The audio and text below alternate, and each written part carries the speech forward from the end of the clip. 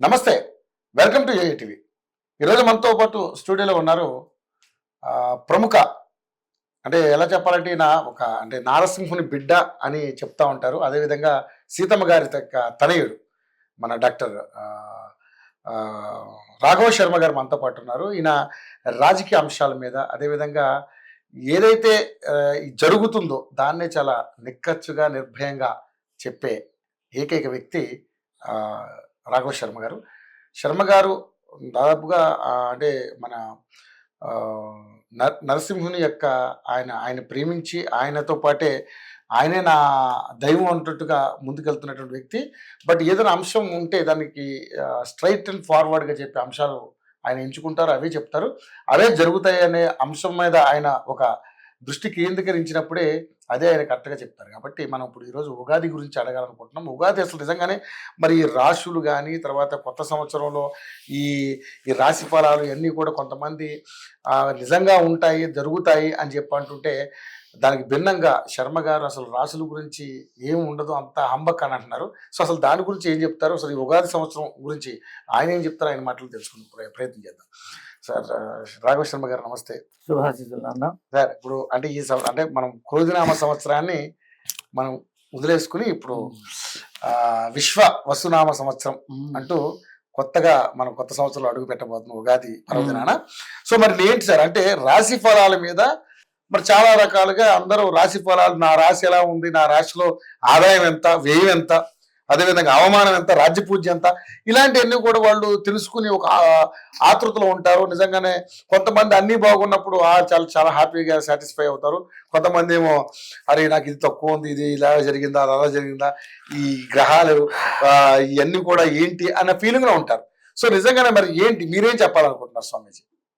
నేను వీటిని నమ్మను, వీటి గురించి మాట్లాడను, వీటి గురించి ఆలోచించి నా సమయాన్ని వృధా చేసుకోను. కానీ ప్రేక్షకులకు కొంచెం చెప్పాలి కదా. నువ్వు అడిగినట్టు ప్రేక్షకులకి తెలీదా? ప్రేక్షకులు చూడరా? యూట్యూబ్ ఛానల్స్ లో కొడితే ఉగాది అనే దాని గురించి నువ్వన్న సంవత్సరం గురించి వాటి గురించి 100 మంది ఉన్నారు చెప్పేవాళ్ళు. 100 మంది, ఒకళ్ళు కాదు. కాబట్టి ఇప్పుడు అసలు నేను నా తల్లి గారిని, నా సీతమ్మ తల్లిని నేను అడిగిన ప్రశ్న అంటే ఇది ఎవరికి నచ్చినా నచ్చకపోయినా నేను చెప్పి చస్తాను కాబట్టి నువ్వు విని చావాల్సిందే, ఎందుకంటే నా దగ్గర ఇంకొకటి లేదు. నేను మా అమ్మగారిని అడిగేవాడిని, అమ్మ సంవత్సరంలో అన్ని పండగలు రోజంతా గడుపుతారు, ఈ ఒక్క పండుగ ఎందుకమ్మా టిఫిన్ తినేదాకా గడుపుతారు, ఆ తర్వాత ఎవరు పట్టించుకోరు అసలు అని అడిగా. నీకు అర్థమైందా? బ్రేక్ఫాస్ట్ దానికన్నా ముందు ఉగాది పచ్చడి తినాలి, లేకపోతే ఇంకోటి తినకూడదు అని చెప్పేసి అది పెడతారు, తర్వాత బ్రేక్ఫాస్ట్ పెడతారు, అయిపోయింది. ఇక మళ్ళీ దాని ప్రస్తావనే తీసుకురారు.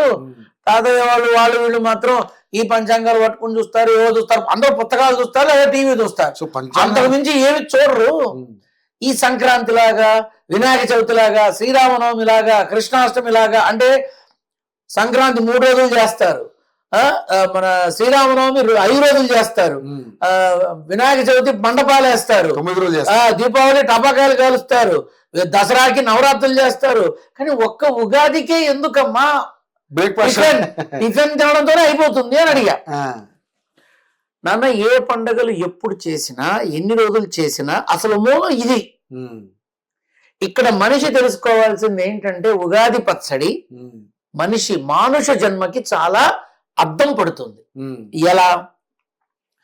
ఈ ఉగాది పచ్చడిలో తీపి, పులుపు, కారం, చేదు, వగరు అనేటటువంటి పదార్థాలన్నీ కలిపి ఆ ఉగాది పచ్చడి అనే ఒక సమ్మేళనం, ఆ పచ్చడిని మనం ప్రసాదంగా తీసుకుంటాం. అవునా? ఎస్, అవునమ్మా. అలాగే మానుష జన్మ కామ, క్రోధ, లోభ, మోహ, మదమాత్సర్యాలు అనబడేటటువంటి అరిషడ్ వర్గాలు ఏవైతే ఉన్నాయో వీటన్నిటినీ కలుపుకున్నది మానుష జన్మ. సో మనిషి ఆనందం కలిగినప్పుడు పొంగిపోకూడదు, సంతోషం వచ్చినప్పుడు ఎగిరి గంతులు వేయకూడదు, దుఃఖం వచ్చినప్పుడు ఏడుస్తూ కూర్చోకూడదు, కష్టం వచ్చినప్పుడు మూల నేడవకూడదు, వల్ల కావటం లేదు అనుకుని పారిపోకూడదు. ఈ తీపి, పులుపు, చేదు, వగరు, కారం ఎలా ఉంటాయో మనిషి జీవితంలో ఈ అరిషడ్ వర్గాలు ఈ 5 అలా ఉంటాయి. కాబట్టి మనిషి ప్రతి ఒక్కటి స్వీకరించాలి, ప్రతి ఒక్కటిని ఆహ్వానించాలి, ప్రతి ఒక్కటిని అనుభవించాలి. దెబ్బలు తినాలి, కింద పడాలి, పైకి లేవాలి. కానీ కళ్ళు కళ్ళ స్థానంలో, కాళ్ళు కాళ్ళ స్థానంలో ఉన్నంత వరకు అహం నిన్ను అంటుకోదు నాన్న, నిలబడతావు మనిషిగా. కాబట్టి ఉగాది పచ్చడిలో ఉన్నట్టే మనిషి జీవితంలో ఇవన్నీ ఉంటాయి. కాబట్టి వీటిని మాత్రం చాలా జాగ్రత్తగా మనం సంయమనం పాటిస్తూ పొంగిపోకూడదు, కుంగిపోకూడదు, పరిగెత్తకూడదు, ఆగిపోకూడదు. జీవితాన్ని సమానంగా స్వీకరిస్తూ ప్రతి ఒక్క అనుభూతిని పొందుతూ ప్రతి ఒక్క ఆలోచనకి అంకురార్పణ చేస్తూ మనం ముందుకెళ్ళాలి నాన్న. అది ఉగాది పచ్చడికి మన మానుష జన్మకి ఉన్న అనుబంధం. అందులో ఎలాగైతే ఇప్పుడు ఆ 5 రకాల మిళితమైనటువంటి ఆ ఉగాది పచ్చడిలో ఇందులో తీపి నాకు వద్దు, అప్పుడు ఉగాది పచ్చడి అవుతుందా? కారం వద్దు అవుతుందా? పులుపు వద్దు అవుతుందా? లేదు వగరొద్దు అవుతుందా? వేప పువ్వు లేకుండా ఉగాది పచ్చడి ఉంటుందా? అలాగే మానుష జన్మలో కామం అంటే శృంగారం లేకుండా ఎవరి జీవితం నడుస్తుంది? అవునా? కోపం లేకుండా ఎలా ఉంటాడు? జాలి లేకుండా ఎలా ఉంటాడు? దయ, క్షమ ఇవన్నీ లేకుండా మానుష జన్మ ఎక్కడి నుంచి వచ్చింది? అన్నిటికన్నా ముందు ఉండేది ఆవేశము, కోపం. ఈవెన్ నాకు కూడా ఉండి చచ్చింది కోపం, ఆవేశం. సో ఇవేవి లేకుండా మానుష జన్మ లేదు. అది ఎలాగో ఇది ఎలా. నో నేను ఇందులో నా లైఫ్ లో నేను కోపం ఎవడన్నా అనగలడా? నేను అసలు ఏ కోరికతోనూ ఉండను ఎవడన్నా అనగలడా? కాబట్టి ఇవన్నీ మిళితమైన జీవితం మానుష జన్మ. ఇవి దానికి హేతువు నాన్న. 5 రకాలుగా ఉన్న ఉగాది పచ్చడి మానుష జన్మకి అనుసంధానం నాన్న. అవి ఎలా మనం స్వీకరిస్తామో మనిషిగా మన జన్మలో ఇవి స్వీకరించాలి. కాబట్టి ఇదే నాన్న దీని అంతరార్థం. ఇక మిగతావన్నీ మామూలే అనుకో అంది. ఇంతే నాకు తెలుసు. నాకు ఇంతకన్నా ఉగాది గురించి తెలుసుకోవాల్సిన అవసరమూ లేదు, అగత్యమూ లేదు. నాకు వద్దు కూడా. నా భార్య చక్కగా చేసి పెట్టే ఆ ఉగాది పచ్చడి ఏదైతే ఉందో ఆ ఉగాది పచ్చడిలో కూడా బాగా పుల్లగా తీయగా ఉండే మామిడికాయ ముక్కలే తింటా. ఓపెన్ గా చెప్తున్నా, అవే తింటా. నేను ఓ 2 చెంచాలు తీర్థం తాగుతా అంతే. నేను ఇంతకన్నా నేను తెలిసిన మాట్లాడి ప్రయోజనం లేదు.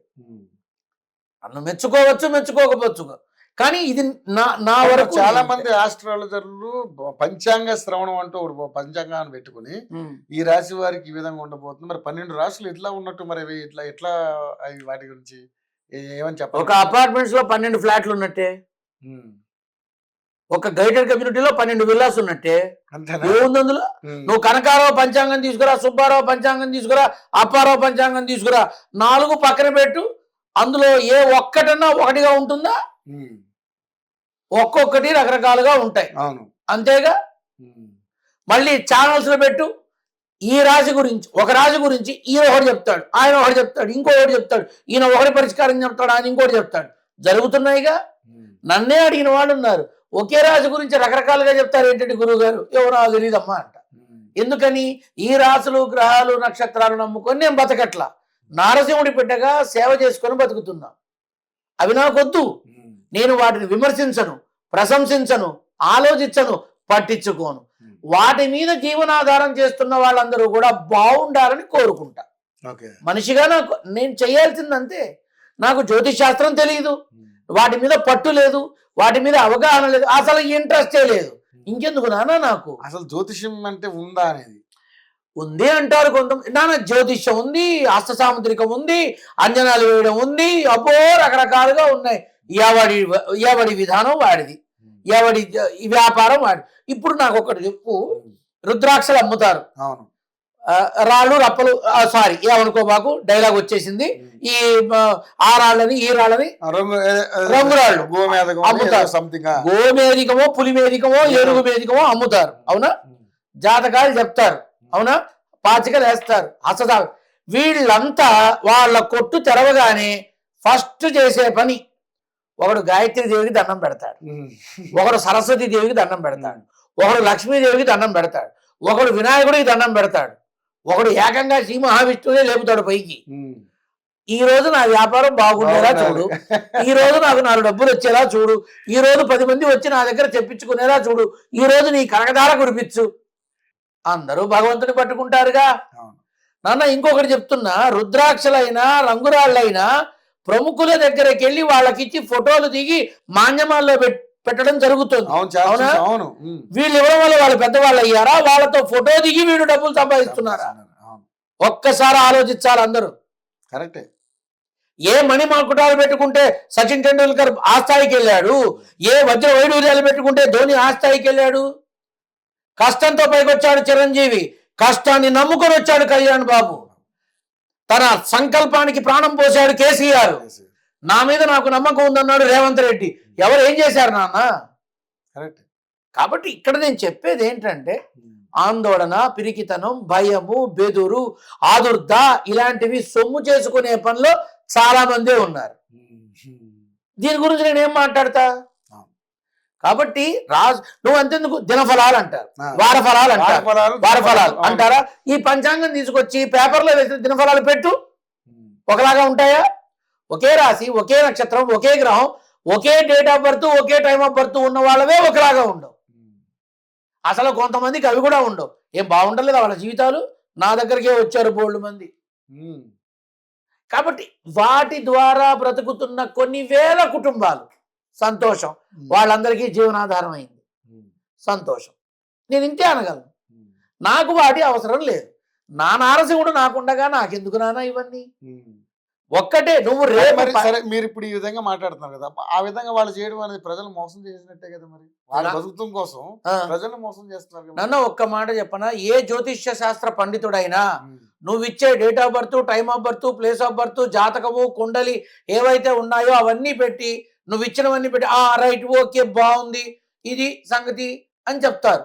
నువ్వేదో పరిష్కారం అడుగుతావు, ఆ పరిష్కారం చెప్తారు, నువ్వు చేస్తావు, అవ్వదు. నువ్వు వెళ్ళి అయ్యగారు ఏంటి మీరు చెప్పారు, నేను చేశాను, అవ్వలేదు, నేను పోగొట్టుకున్నాను. నాకేం తెలుసు? నువ్వు ఇచ్చిన డీటెయిల్సే, నువ్వు ఇచ్చిన జాతకమే, నువ్వు చెప్పిందే, అవ్వకపోతే నీ కర్మ, నేనేం చేస్తా, నాదా తప్పు అంటారు. నేను అనలేదు అయ్యో అంటారు. సో ఇప్పుడు ఎవరిని తప్పు పడతావు? గ్రహాలనా, రాసులనా, నక్షత్రాలనా, వెళ్ళిన నిన్న చెప్పిన ఆ పండితుడినా? అయితే నేను చెప్పాను చూసావా అంటారు జరిగినప్పుడు. అవ్వకపోతే నీ కర్మ. వాస్తవికతకు దగ్గరగా మాట్లాడుకుందాం. అంతే. వాస్తవికతకు దగ్గరగా మాట్లాడుకుందాం. ఒకే క్లాస్ రూమ్ లో ఉన్న స్టూడెంట్స్ అందరిలో ఒకే నక్షత్రం, గ్రహం, రాశి, time of birth, place of birth వాళ్ళు ఉంటారు, కానీ ఒకే రకంగా మార్కులు రావు. ఏం చేస్తావు? ఒకే రాశి, ఒకే గ్రహాలు అన్ని ఉన్నవాళ్ళు మరి ఒకేలాగా ఉండాలి, వాళ్ళు ఉండదు కదా. ఉండరు. ఒకడు రాముడిలా ఉంటాడు, ఒకడు రావణాసుల్లా ఉంటాడు, ఒకడు మొండివాళ్ళ ఉంటాడు నాలాగా. చెప్పలేము. కాకపోతే నమ్మండి, మరి గుడ్డిగా పోకండి. నాన్న కడుపు నిండా అన్నం తింటేనే గాని కక్కూసు కూడా రాదు నాన్న. కష్టపడకుండా ఎలా వస్తాయి నాన్న? ఏదైనా ఎలా వస్తాయి? కష్టపడకుండా మానవ ప్రయత్నం ఉంటే భగవద్ అనుగ్రహం ఉంటుంది. అసలు మానవ ప్రయత్నమే లేకపోతే గాల్లో దీపం పెట్టి నువ్వే దిక్కు అన్నట్టు ఉంటుంది. నన్ను పట్టెడు అన్నం ఏదైతే ఉందో నీ కడుపు నింపాలంటే సరుకులు కావాలి, అగ్ని కావాలి, కూరలు కావాలి, అవన్నీ కలిపి వండాలి. వండి విస్తరాకులో వడ్డించాక కమాన్ నా నోట్లోకి రా అంటే వస్తుందా? ఈ 5 వేళ్ళు, ఈ చేతి ముందు ఈ చెయ్యి కావాలి, ఈ చేతికి 5 వేళ్ళు కావాలి, ఈ 5 వేళ్ళు కలపాలి, ముద్ద చెయ్యాలి. ఆ ముద్ద నోట్లోకి వెళ్తే నిండుతుందా? నిండదు. లోపల ఉన్న 36 దంతాలు కలిసి శ్రమించాలి, యాంత్రికంగా వాటిని నలపాలి. ఆ తర్వాత అది లోపలికి, నీ అదృష్టం బాగుండి ఇక్కడ ఏ అడ్డు లేకపోతే ఒక అన్నం ముద్దకే ఇంత కష్టం ఉంటే కడుపు నింపడానికి ఒక మనిషి జన్మ ఎంత కష్టపడాలి నాన్న? సింపుల్, ఆ ఒక్కటి అడకు సినిమా చూడు, మళ్ళీ ఫైనల్ గా ఏముంది నేను చెప్పాను 1 ఇయర్ తర్వాత అవుతున్నా బొంద. కష్టపడితే ఎవరికి టైం కూడా ఉండదు. కాబట్టి నేను చెప్పేది నమ్మండి, అంతా పుంపుహారే. ఎగ్జాక్ట్లీ, నమ్మండి, కానీ మరి పిచ్చిగా పోకండి. నాన్న భగవంతుని నన్ను నమ్మితే మాత్రం ఏమవుతుంది? బూడిద వస్తుంది. భగవంతుని నమ్మితే జీవితం బంగారుమయం అవుతుంది. అదే నేను చెప్పేది, నేను చెబుతూ ఉండేది. చచ్చి కాలి బూడిదయ్యేదాకా నేను చెప్పేది ఒకటే, భగవంతుడిని నమ్మండి. అవసరమైతేనే నా సలహా తీసుకోండి, అంతే. ఇక జాతకాలు నాకొద్దు. ఎందుకు? రేపు ఉగాది పంచాంగం అని చెప్పి పుస్తకాలు వస్తాయిగా, నీకు టైం ఉంటే కనుక అన్ని కూర్చొని చూడు. ఆదాయం అని, రాజపూజ్యం అని, వ్యయం అని, అవమానం అని అన్నిట్లోనూ ఒకలా ఉంటే కొన్నిట్లో ఇంకోలా ఉంటాయి. అవును. ఒక పంచాంగంలో నేను 2019కు ముందు స్టేజ్ మీద డయాస్ మీద వచ్చే 5 సంవత్సరాలు కూడా బాబు గారే పాలన చేస్తారు అని అబద్ధాలు చెప్పారు ఆ రోజు. నేను నేరుగా అన్నా, ఎందుకురా నాయన అబద్ధాలు చెప్తారు, వచ్చేది వేరే ప్రభుత్వం, బాబు గారు రారా నాయన అంటే నన్ను పచ్చి బూతులు మాట్లాడారు. జరిగింది ఏంటి? అదే జరిగింది. చెప్పిందే అయిందిగా. అవును. ఇప్పుడు ఆ పంచాంగాలు పంచలాంగాలు ఏం చేస్తారు? మూసు కూర్చోవాలి. దయచేసి మోసం చేయకండి. ఉన్నారు మంచి వాళ్ళు ఉన్నారు, నిజాయితీగా నిలబడిన వాళ్ళు ఉన్నారు, జ్యోతిష్ శాస్త్రాన్ని గౌరవించే వాళ్ళు ఉన్నారు, ఆ పాండిత్యం ద్వారా 10 మందికి మేలు చేసే వాళ్ళు ఉన్నారు. కానీ డబ్బు సంపాదించుకోవడం కోసం తప్పు పట్టే వాళ్ళు ఉన్నారు. ఎందులో లేరు, అన్ని చోట్ల ఉన్నారు కదా. దీంట్లో అందరికీ నా విన్నపం ఏంటంటే దయచేసి పాపం వాళ్ళని ఇబ్బంది పెట్టకండి, మంచి పరిష్కారం ఇవ్వండి మీకు తెలిసిన పాండిత్యంలో. అంతే. లేనిపోయిన అపోహలకి వేస్ట్ కదా నాన్న. ఏలినాటి శని ఉందని, అదని ఇదని, ఆ యోగాలు చేయండి, ఈ యాగాలు చేయండి అంటూ ఎన్ని చేసినా కర్మ వెంటాడుతూనే ఉంటుంది. సత్కర్మ దుష్కర్మ. సత్కర్మ మంచి చేస్తే మంచి వస్తుంది, దుష్కర్మ చెడు చేస్తే చెడే వస్తుంది. ఈ రెండింటి ప్రభావం భగవంతుని నమ్ముకుంటే సత్కర్మ పెరుగుతుంది, దుష్కర్మ తగ్గుతుంది. అంతే. రైట్. మొత్తానికైతే ఉగాది ఈ దాన్ని ఏమంటారు అంటే చాలా మంది ఒక రకరకాలు అంటే యాంగ్జైటీలో ఉంటారు. ఎందుకంటే నా రాశి ఫలాల వల్ల నాకు ఈసారి ఎలా ఉన్నా, కుజుడు ఏ స్థానంలో ఉన్నాడు, బుధుడు ఏ స్థానంలో ఉన్నాడు, ఇవన్నీ కనుక్కొని వాటిని కొంతమంది అదే ఒక అంటే ఫీలింగ్లో ఉంటారన్నమాట, ఎలా ఉండబోతుందో అని తెలుసుకోవడం కోసం, ఉద్యోగ అవకాశాలు ఏ విధంగా ఉన్నాయని. కానీ ఇవన్నీ కూడా మనకి రాతను బట్టి పోతాయి. మీరు అన్నట్టుగా భగవంతుని నమ్ముకుంటేనే అవుతుంది. అంతే. Okay, right. Thank you Guruji. Ugadi రోజున అంటే ఉగాది పచ్చడి అనేది ఒక మనిషికి అది చాలా అవుతుందో మా అమ్మ చెప్పడమే తెలిసింది. అంటే ప్రతి మనిషి జీవితంలో పులుపు, వగరు, తీపి, చేదు, కారం ఇవి పచ్చళ్ళు ఏ విధంగా ఉన్నాయో మనిషి జీవితంలో కష్టాలు, కామ, క్రోధ, లోభ, మోహ, మద, మాత్సర్యాలు అన్ని ఉంటాయి. సో దీన్ని అందుకనే ఉగాది పచ్చడిలాగా బ్రేక్ఫాస్ట్ అయిపోతుంది. అది హైలైట్ అసలు.